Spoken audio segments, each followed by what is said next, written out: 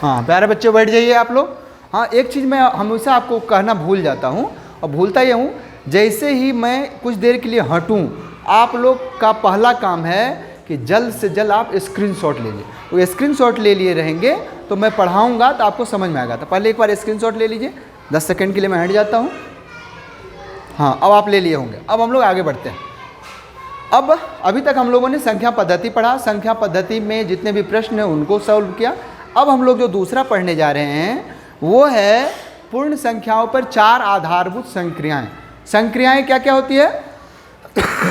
जोड़ होती है, घटाव होती है, गुणा होती है और भाग होती है। 4 संक्रियाएं होती है।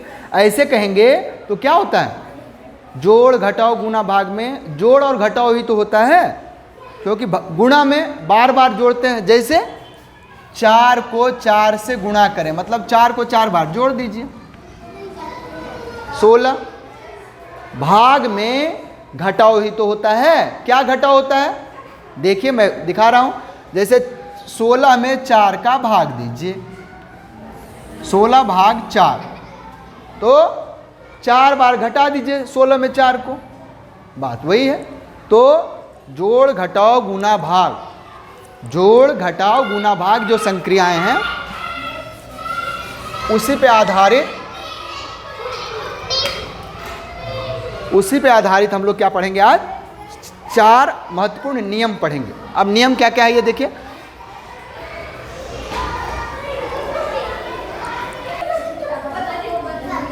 हाँ अब हम लोग आते हैं संवरक नियम पे। यही पूर्ण संख्या है। पूर्ण संख्या पहले क्या है पहले भी पढ़े हैं, अब फिर से मैं पढ़ लेता हूं। 0 को जब हम प्राकृतिक संख्या में ऐड करेंगे तो वो पूर्ण संख्या हो जाती है। अब ऐड करने का मतलब है जोड़ना। ऐड करने का मतलब जोड़ना। ऐड मतलब जोड़। तो 0 1 2 3 4 5 ये क्या हो जाएगी? पूर्ण संख्या हो जाएगी।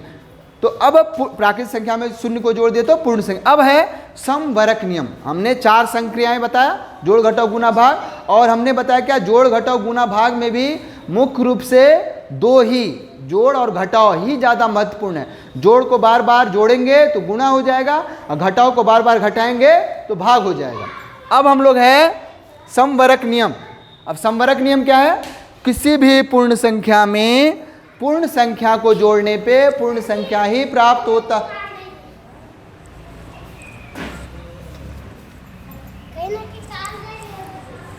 अब पूर्ण संख्या क्या है? जैसे 5 है पूर्ण संख्या, 5 में 4 को जोड़ेंगे तो क्या मिला रिजल्ट? 9। 9 क्या है? पूर्ण संख्या है। तो किसी भी पूर्ण संख्या में पूर्ण संख्या को जोड़ने पे पूर्ण संख्या ही होता है। अब क्रम विनिमय नियम। हम लोग बाजार जाते हैं तो बाजार में रुपया पैसा ले लेते हैं और कहते भैया सामान दे दो। तो जब सामान दे दो की बात करते हैं तो विनिमय करते हैं, अपने रुपया पैसा से हम सामान का विनिमय करते हैं। तो अब ध्यान से सुनिए, 3 में 7 को जोड़ेंगे और 7 में 3 को जोड़ेंगे, मतलब क्रम को विनिमय कर दिए, तो परिवर्तन उसके मान में नहीं होगा। 7 3 10 होगा और 3 7 10 होगा और 7 3 10 होगा। अब गुणा करने के लिए भी वही है, 3 का 7 से गुणा करेंगे 21 होगा और 7 में 3 का गुणा करेंगे तब भी 21 होगा। मतलब क्रम का विनिमय कर देने पे मान में परिवर्तन नहीं होता है। अब हम लोग आते हैं साहचर्य नियम पे। अच्छे से आप लोग देखिए, इधर उधर मत। साहचर्य नियम क्या है? साहचर्य, साह मतलब होता है 7, सह मतलब 7। किसी 3 संख्या लिए हैं उसमें से 2 संख्या को एक साथ कर दिया, 2 + 8 + 5, तो 2 8 5 जो है 8 और 5 को एक साथ कर दिए। 8 और 5 13 और 2 15, और ये 8 और 2 को एक साथ कर दिए तो 8 और 2 10 और 5 15। मतलब जब हम साहचर्य नियम का पालन करते हैं तब भी वैल्यू में परिवर्तन नहीं होता है। इसी तरह 2 में 8 का गुना करिए और फिर 5 का गुना करिए, या 2 में 8 5 का गुना करके फिर 2 से गुना कर दीजिए, कोई परिवर्तन। जैसे 2 गुना 8 पंचे 40, फिर इधर देखिए 8 दूनी 16 गुना 5, अब देखिए 16 पंचे 80 और ये भी हो गया 40 दूने 80, कोई परिवर्तन नहीं होगा। अब हम लोग आते हैं बंटन नियम। बंटन नियम जो है वो गुणा के लिए नहीं होता है, जोड़ पे गुणा के लिए होता है। देखिए देखिए ब्रैकेट लगाए हूँ, 2 × 8 + 5, मतलब 2 का 8 में भी गुना होगा और इस 2 का 5 में भी गुना होगा। यही है बंटन नियम। अब विभाजिता का नियम हम लोग सारा पढ़ चुके हैं, और विभाजिता का नियम फिर से एक बार मैं दोहरा दे रहा हूँ। 2 का नियम, यदि किसी संख्या के इकाई अंक के स्थान पे 0, 2, 4, 6, 8 रहे, वह संख्या 2 से कट जाएगी। 3 का नियम बहुत ही आसान, 3 का नियम यह है, किसी संख्या के अंकों का योग यदि 3 से कट जाए तो पूरी संख्या 3 से कट जाएगी। 4 का नियम, यदि किसी संख्या की इकाई तथा दहाई अंकों के स्थान पर 0 हो, या यदि किसी संख्या के इकाई तथा दहाई अंकों से बनी संख्या 4 से कट जाए तो पूरी संख्या 4 से कट जाएगी। 5 का नियम बहुत ही आसान, किसी संख्या के इकाई अंक के स्थान पे 0 तथा 5 हो तो वह संख्या 5 से कट जाएगी। 6 का नियम, यदि कोई संख्या 2 और 3 से कट जाए तो वह संख्या 6 से भी कट जाएगी। 7 का नियम, कोई संख्या 6 बार हो, 12 बार हो, 18 बार हो तो वह संख्या 7 से कट जाएगी। 8 का नियम, किसी संख्या के इकाई, दहाई और सैकड़ा अंकों से बनी संख्या यदि 8 से कट जाए, या किसी संख्या के इकाई, दहाई तथा सैकड़े अंकों के स्थान पे 0 हो तो वह संख्या 8 से कट जाएगी। 9 का नियम है, जैसे 3 का नियम वैसे 9 का नियम, किसी संख्या के अंकों का योग यदि 9 से कट जाए तो वह संख्या 9 से कट जाएगी। 10 का नियम, किसी संख्या के इकाई अंक के स्थान पे 0 हो वह 10 से कट जाएगी। अब आते हैं हम 11 का नियम, आप लोग सही से बैठ जाइए। 11 का नियम है, किसी संख्या के सम स्थानों पर स्थित संख्याओं का योग व विषम स्थानों पर स्थित संख्याओं के योग का अंतर 0 हो या 11 का अपवर्त हो तो वह संख्या 11 से कट जाएगी। अब मैं संख्या लेता हूं 1331।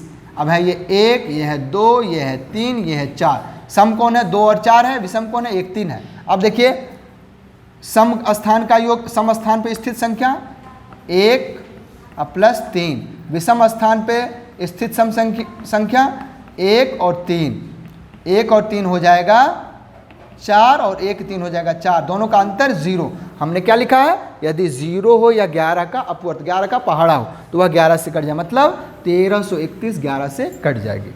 अब है इकाई अंक ज्ञात करना, कोई भी बड़ा से बड़ा संख्या हो। और ये सवाल इस बार भी पूछा है, अभी यूपी एसएससी का पेपर हुआ था उसमें भी पूछा गया था, इसलिए अभी से ध्यान देंगे तो कोई भी नौकरी को क्रैक करना आपके लिए आसान हो जाएगा। ध्यान से देखिए क्या है, इकाई अंक ज्ञात कर ले। सपोज करिए हमने एक संख्या लिया 3, 9, 8 और दूसरा संख्या लिया 4, 3, 7, 9।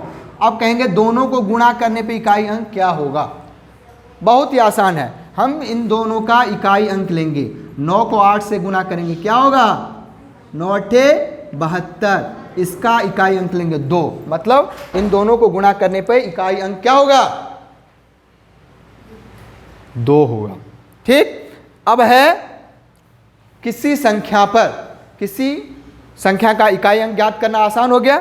अब है कोई -1 है, इसके पावर यदि सम है तो उसकी वैल्यू 1 होगी, और यदि पावर विषम है, घात विषम है, उसकी वैल्यू -1 होगी। हमने एक छोटा सा उदाहरण दिया, यदि -1 के घात 9524 है तो उसकी वैल्यू, क्योंकि लास्ट में 4 है तो सम संख्या है तो ये इसकी वैल्यू 1 होगी, और 397 है तो मतलब विषम है तो इसकी वैल्यू 1 होगी। अब हम आपको 0 का गुण बता रहे हैं और 1 का गुण बता रहे हैं। 0 का गुण है किसी भी संख्या में जोड़ दीजिए 0 को या घटा दीजिए, कोई परिवर्तन नहीं होगा।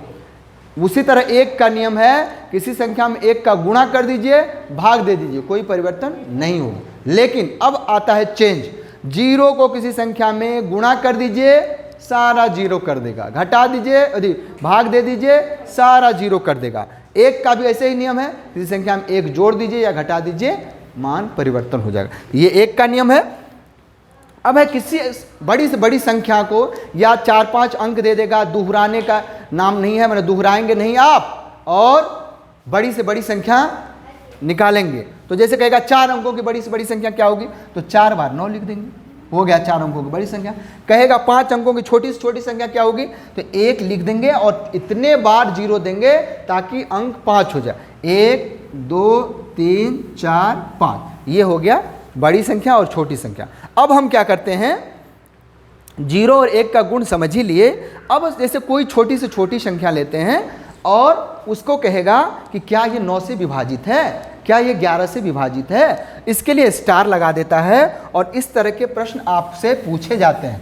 अब जैसे मैं एक छोटा सा उदाहरण देता हूं और आपसे प्रश्न करता हूं कि क्या ये 9 से कटेगा। जैसे मैं लिखा यहां इस स्थान पे क्या होगा जो 9 से कट जाए। बहुत ही आसान है। 9 का विभाज्यता का नियम है किसी संख्या के अंकों का योग यदि 9 से कट जाए। अब देखिए 3 और 4 7 और 5 12। अब 12 में हम क्या जोड़ेंगे? 6 जोड़ेंगे तो 18 हो जाएगा। 9 से कट जाएगा, मतलब 3 4 5 6, ये 9 से कट जाएगा। इस तरह के सवाल आपसे बहुत सारे प्रश्न पूछे जाएंगे। अब जो हम लोग पढ़े हैं फिर से एक बार दोहरा लेते हैं। ये महत्वपूर्ण है क्योंकि 2018 में 5-5 सवाल पूछे गए थे। संक्रिया, 4 आधारभूत संक्रिया, जोड़ घटाओ गुणा भाग, इसमें जोड़ और गुणा पे आधारित हम नियम पढ़ेंगे। 4 नियम है। पूर्ण संख्या क्या है आपको जानते ही हैं। जब हम प्राकृतिक संख्या में 0 को जोड़ देंगे तो वो पूर्ण संख्या हो जाता है। अब संवरक नियम, संवरक मतलब किसी पूर्ण संख्या में पूर्ण संख्या को जोड़ने पे पूर्ण संख्या ही प्राप्त होता है, किसी पूर्ण संख्या को पूर्ण संख्या में गुणा करने पर पूर्ण संख्या ही प्राप्त होता है। क्रम विनिमय नियम, विनिमय मतलब अदलना बदलना, किसी संख्या को 3 में 7 को जोड़िए या 7 में 3 को जोड़िए, मान वही रहेगा। 3 में 7 का गुणा करिए, 7 में 3 का गुणा करिए, मान वही रहेगा। फिर हम साहचर्य नियम की बात करते हैं। साहचर्य मतलब सह, एक साथ। जैसे 2 8 5 में 8 5 को एक बार एक साथ लिया और 8 2 को एक साथ लिए, मान में परिवर्तन नहीं होगा। इसी तरह गुणा में भी वही है। 2 में हम 8 गुना 5 है तो ऐसे किए, या 2 को 8 से गुणा करके गुणा 5 किए, कोई परिवर्तन नहीं होगा। बंटन नियम, बंटन मतलब ये गुणा के लिए नहीं होता है।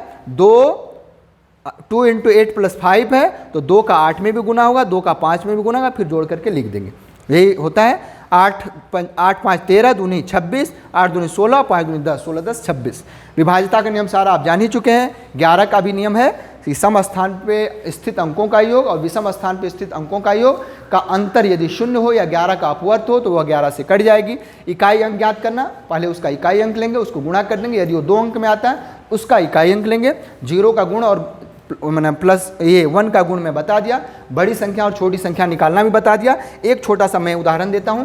जैसे मान लीजिए 0379 को कहेगा कि इससे बड़ी संख्या बताइए, तो जो बड़ी संख्या है उसको पहले लिखेंगे 9730। ये बड़ी संख्या। छोटी संख्या कहेगा तो 4 अंकों की कहेगा तो पहले 3 लिखेंगे, क्योंकि 0 लिखेंगे तो 3 अंक का हो जाएगा। 3079 ये छोटी संख्या होगी। इस तरह आपके प्रश्न आते हैं और आप लोग अच्छे से करेंगे। ठीक है बेटा, अच्छा लगे तो बढ़िया से पहले 2-3 बार इसको देखिएगा। नहीं समझ में आएगा तो अच्छा लगेगा तो लाइक ज़रूर करिएगा और खूब मन से पढ़िएगा। ठीक है बेटा।